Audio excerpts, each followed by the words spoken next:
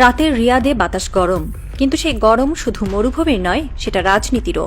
রাজপ্রাসাদের ভেতরে আলো জ্বলছে একটার পর একটা। গোল টেবিলের চারপাশে বসে আছে সৌদি সামরিক নেতৃত্ব।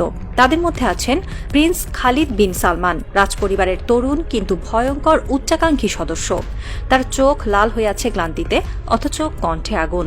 ইরানকে এখনই থামাতে হবে, আজ নয়, কাল নয়, এখনই। ঘরের ভেতরে নিস্তব্ধতা নেমে আসে। বাইরে মরুভূমির হাওয়ায় ভেসে আসে দূরে আজানের ধ্বনি, কিন্তু সেই পবিত্র ধ্বনিও যেন হারিয়ে যায় প্রাসাদের কাচের দেয়ালে। খালিদের সামনে রাখা একটি নথি, তাতে লেখা মাত্র ৩টি শব্দ: জয়েন্ট অপারেশন অথরাইজেশন। নথিটি যুক্তরাষ্ট্রের প্রতিরক্ষা দপ্তর থেকে পাঠানো। তাতে বলা আছে, যদি সৌদি রাজপরিবার অর্থায়ন করে, যুক্তরাষ্ট্র হামলার প্রস্তুতি নিতে পারে। খালিদ টেবিলে হাত রাখেন, ধীরে ধীরে বলেন, অর্ধেক খরচ আমরা দেব, কিন্তু ইরানকে নিশ্চিহ্ন করতেই হবে। বাইরে অন্ধকার, আকাশে বাজের শব্দ নেই, কিন্তু কূটনীতির মেঘে জমছে বজ্রপাত। এমন দৃশ্য নতুন নয়। ১৯৮০-র দশকে ইরান ইরাক যুদ্ধের সময়ও সৌদি রাজপরিবার অর্থ দিয়েছিল ইরাককে, শুধু ইরানের শক্তি কমানোর জন্য। আজকের দৃশ্য যেন সেই ইতিহাসের পুনরাবৃত্তি, শুধু চরিত্র পাল্টেছে। সাদ্দামের জায়গায় এসেছে ওয়াশিংটন। সৌদি আরব জানে, ইরান শুধু একটি দেশ নয়, এটি একটি ভাবধারা, একটি প্রতিরোধের প্রতীক। যে ভাবধারা রাজতন্ত্রের জন্য ভয়ঙ্কর, যেখানে রাজারা সোনার সিংহাসনে বসে, সেখানে ইরানের বিপ্লবী চিন্তা এক বিষাক্ত বাতাস। তাই তারা ইরানকে ঘৃণা করে, ভয় পায় এবং পশ্চিমাদের কোলের শিশু হয়ে তাকে ধ্বংস করতে চায়। ওয়াশিংটনের কাছে এই প্রস্তাব অমূল্য। ডোনাল্ড ট্রাম্পের জন্য এটি এক রাজনৈতিক সুযোগ। একদিকে ইসরায়েল খুশি হবে, অন্যদিকে সৌদি তেল ডলার ঢালবে। আর যুদ্ধ মানে ব্যবসা, ব্যবসা মানেই আমেরিকার রক্তচক্র। কিন্তু ট্রাম্প জানে, ইরান কোনো লিবিয়া নয়, কোনো ইরাক নয়। এটি এমন এক জাতি যারা মৃত্যু জানে কিন্তু আত্মসমর্পণ জানে না। তবু প্রিন্স খালিদ ওয়াশিংটনে গিয়ে বলে এসেছে, পিছু হটার সময় নেই। এখন যদি না মারেন, পরে আর পারা যাবে না। এই বার্তাটাই যেন যুদ্ধের চাবিকাঠি হয়ে গেল। রাতের নিস্তব্ধ মরুভূমি যেন বাইরে থেকে শান্ত, ভেতরে তেমনই জ্বলন্ত, অদৃশ্য আগুনে। সৌদি আরবের রাজনীতি ঠিক তেমন। বাহ্যিকভাবে ইসলামের পতাকা, ভেতরে পশ্চিমা সাম্রাজ্যের নিরাপত্তার ছায়া। ১৯৭৯ সালের ইরানি বিপ্লবের পর থেকেই রিয়াদের হৃদয়ে একটা অদৃশ্য ভয় বাসা বেঁধেছিল। এই বিপ্লব যদি বালুর ওপরে ছড়িয়ে পড়ে, তাহলে রাজত্ব টিকবে না। সেই ভয়কে কাজে লাগিয়ে যুক্তরাষ্ট্র আর ইসরায়েল সৌদি রাজতন্ত্রকে পরিণত করেছে এক যুদ্ধবন্দী বন্ধুত্বে।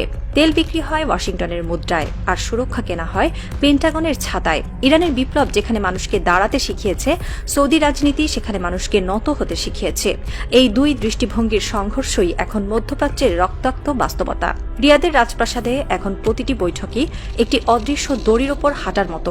একদিকে ওয়াশিংটনের ইঙ্গিত, ইরানকে থামাও, অন্যদিকে তেহরানের সতর্কবার্তা, আমাদের সার্বভৌমত্বে হাত দিও না। কিন্তু সৌদি নীতি এমন, মুখে বন্ধুত্ব, হাতে ছুরি। ইতিহাস সাক্ষী, এই রাজত্ব বারবার মুসলিম দুনিয়ার সঙ্গে বিশ্বাসঘাতকতা করেছে। ১৯৬৭ সালের ৬ দিনের যুদ্ধে যখন মিশর ও সিরিয়া ইসরায়েলের বিরুদ্ধে প্রাণপণ লড়ছিল, সৌদি আরব তখন চুপ করে বসেছিল পশ্চিমা দূতাবাসের বারান্দায়। তাদের বিমানে ইসরায়েলের বোমা পড়েনি, কারণ তাদের তেলই ছিল সেই যুদ্ধের জ্বালানি। আজও সেই ইতিহাস বদলায়নি। ২০২৬ সালের এই নতুন সংকটে রিয়াদ আবার আগুন জ্বালাচ্ছে, তবে এবার তা পারস্যের সীমান্তে। প্রিন্স খালিদ বিন সালমানের ওয়াশিংটন সফর এই শতকের সবচেয়ে বিপজ্জনক বার্তাগুলোর একটি। তিনি যুক্তরাষ্ট্রকে বলেছিলেন, ইরানে এখনই হামলা করতে হবে, দেরি মানে বিপদ, আমরা যুদ্ধের অর্ধেক খরচও দেব। এই এক বাক্যে প্রকাশ পেয়েছে সেই রাজকীয় মানসিকতা। টাকা আছে, মর্যাদা নেই। সৌদি আরব জানে, যুক্তরাষ্ট্রের সামরিক যন্ত্র ধীরে চললেও কখনো থামে না। তারা জানে, একবার যুদ্ধ শুরু হলে তেলের দাম বাড়বে, তাদের আয়ের পাহাড়ও বাড়বে। কিন্তু রাজারা ভুলে যায়, যুদ্ধের আগুন তেল চেনে না, কেবল পুড়িয়ে দেয়। রিয়াদে তারা এখন মুখে বলছে, আমরা নিরপেক্ষ, কিন্তু গোপনে আমেরিকার গোয়েন্দাদের দিয়েছে মরুভূমির মানচিত্র, ঘাঁটির কোঅর্ডিনেট, এমনকি ফুয়েল রুটের নিরাপদ পথ। তাদের প্রতিরক্ষা মন্ত্রণালয় থেকে পাঠানো রিপোর্টে বলা আছে, ইরান হামলা করলে আকাশসীমা আমরা বন্ধ রাখব। কিন্তু ইতিহাস জানে, সৌদি আকাশসীমা মানে মার্কিন বোমারের ফ্লাইট রুট। তারা নিজেরাই জানে না কোন দিক থেকে আগুন এসে তাদের প্রাসাদের সোনার দরজায় ধাক্কা দেবে। মধ্যপ্রাচ্যের প্রতিটি দেশের মতো সৌদি আরবও আজ দুই ভাগে বিভক্ত। একদল আমেরিকার নিরাপত্তা বিশ্বাসে অন্ধ, আরেকদল মনে করে এই নিরাপত্তা আসলে নতুন শৃঙ্খল। মক্কার মিনার থেকে রিয়াদের প্রাসাদ পর্যন্ত যে নিরাপত্তা ঝুলে আছে তা শান্তির নয়, তা এক অজানা ভয়, যে ভয় একদিন বিস্ফোরিত হবে বোমার চেয়েও প্রবল শব্দে। ইরান বুঝে গেছে এই মরুভূমির মিত্ররা সময়ের সঙ্গে সঙ্গে বালুর দানার মতো বদলায়। তারা জানে আজ যারা হাসছে কাল তারাই বিশ্বাসঘাতক হবে। তাই ইরান তাদের নীতিতে রেখেছে এক প্রাচ্যবাদী বাস্তবতা, প্রতিরোধের শত্রু নেই, শুধু সুযোগ আছে। অর্থাৎ কেউ হামলা করলে উত্তর দেওয়া হবে, না করলে পাশে রাখা হবে, যতদিন না সেই পাশে থেকেও কেউ পেছন থেকে ছুরি চালায়। ইরানের গোয়েন্দা বিভাগ ইতিমধ্যে শনাক্ত করেছে সৌদি সীমান্ত ঘেঁষে 3টি নতুন রাডার স্টেশন। এসব রাডার মার্কিন নেটওয়ার্কে যুক্ত, যেখানে প্রতিটি ড্রোনের গতিপথ রিয়েল টাইমে পেন্টাগনের সার্ভারে পাঠানো হয়। অর্থাৎ সৌদি আকাশ এখন শুধু সৌদিদের নয়, আমেরিকানদেরও। এই নিয়ন্ত্রণই একদিন তাদের পতনের সূচনা করবে। তেলের শক্তিতে গড়া এই রাজত্ব নিজের অস্তিত্ব টিকিয়ে রেখেছে অন্যের বর্মে, কিন্তু ইতিহাসের নিয়ম হল যে রাজত্ব নিজের আকাশ অন্যকে ধার দেয়, সেই আকাশই একদিন তাদের ওপর আগুন ঝরায়। আজকের সৌদি নীতি সেই প্রাচীন বিশ্বাসঘাতকতার ধারাবাহিকতা। কোনো প্রজন্মের মুখ বদলায়, কিন্তু রাজনীতি থাকে একই, বালুর ওপর দাঁড়িয়ে সোনার প্রাসাদ বানানো, যার নিচে আগুন ধীরে ধীরে জ্বলে।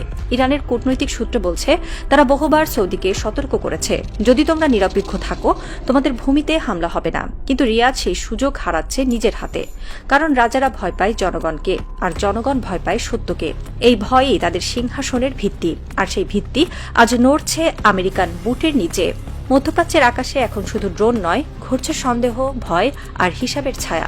যে মরুভূমি একসময় নবীজির পদচিহ্নে পবিত্র হয়েছিল, আজ সেখানে ট্যাঙ্কের চাকা ঘোরে, আর রাজারা সেজে ওঠে সাম্রাজ্যের ম্যানেজার। যুদ্ধের প্রহরীরা জানে আগুনের নিচে বালু টেকে না, কিন্তু সৌদি রাজনীতি সেই আগুনকেই প্রার্থনা করছে যেন ইরান পুড়ে যায়, আর তার আলোয় রাজপ্রাসাদের সোনার গম্বুজ ঝলমল করে। তারা ভুলে গেছে এই আগুন একদিন ফিরে আসবে, তাদের নিজেদের গালফের বাতাসে ভেসে, যেখানে বালু আর রক্ত একাকার হয়ে যাবে।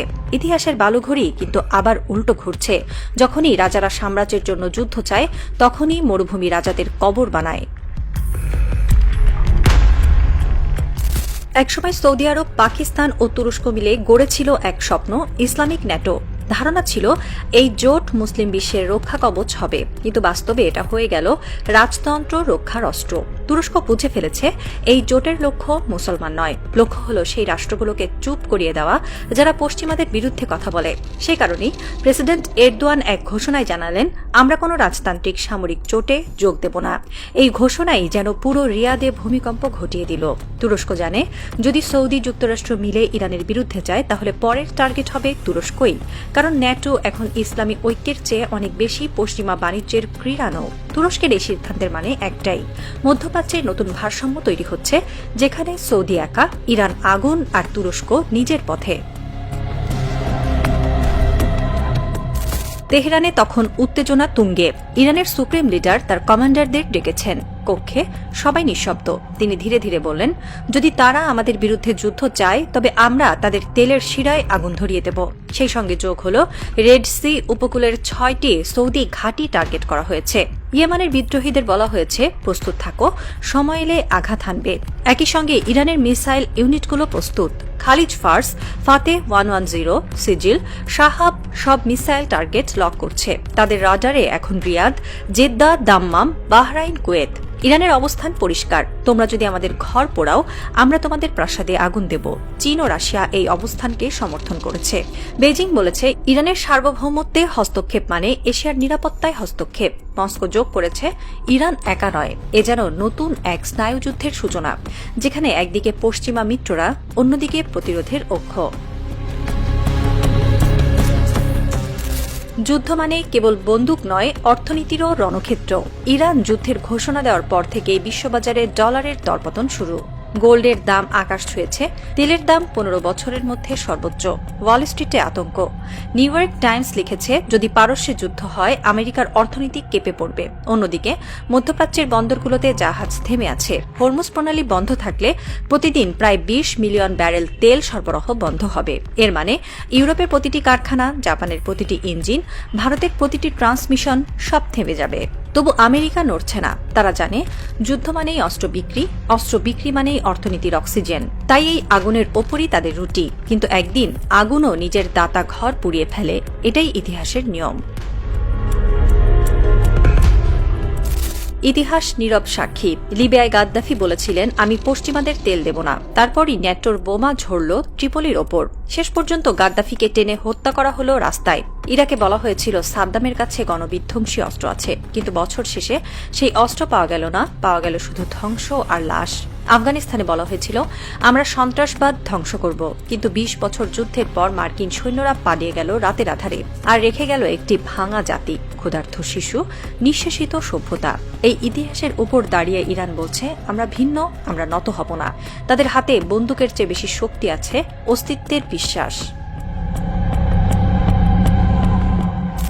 ভোরের আলো ফোটে, রিয়াদের রাজপ্রাসাদ নিস্তব্ধ, বালুর ওপর ছড়িয়ে আছে ধোঁয়া, আর বাতাসে ভাসছে জ্বলন্ত তেলের গন্ধ।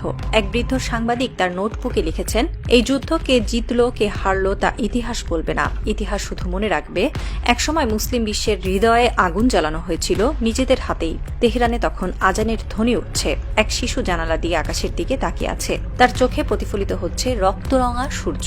মা এসে তাকে জড়িয়ে ধরলেন, বললেন, এই সূর্য আগুনের নয়, প্রতিরোধের। পৃথিবীর কোথাও কোনো রাজা হয়তো নতুন ষড়যন্ত্র আটছে, কিন্তু মরুভূমির বালুর নিচে আজও প্রতিধ্বনি শোনা যায়, আমরা মরে যাব কিন্তু মাথা নত করব না। সৌদি আরবের মুখোশ খুলে গেছে, পশ্চিমাদের দ্বিচারিতা উন্মোচিত হয়েছে, আর ইরানের প্রতিরোধ আজ এক প্রতীকে পরিণত। রাত নামছে ধীরে ধীরে, মরুভূমির ওপর ঠান্ডা হাওয়া বইছে। একটি মসজিদের মিনার থেকে আবার আজান ভেসে আসছে, আল্লাহু আকবার। ক্যামেরা ধীরে ধীরে জুম আউট করল, দূরে দেখা যায় আগুনে পুড়ে যাওয়া এক রণতরীর ধোঁয়া। এই আগুন শুধু পারস্যের নয়, এটা প্রতিটি নিপীড়িত জাতির বুকে জ্বলা আগুন। প্রতিটি মায়ের আর্তনাদে, প্রতিটি শহীদের রক্তে এই আগুন বলে যায়, সাম্রাজ্য একদিন ভস্ম হয়, কিন্তু প্রতিরোধ অমর।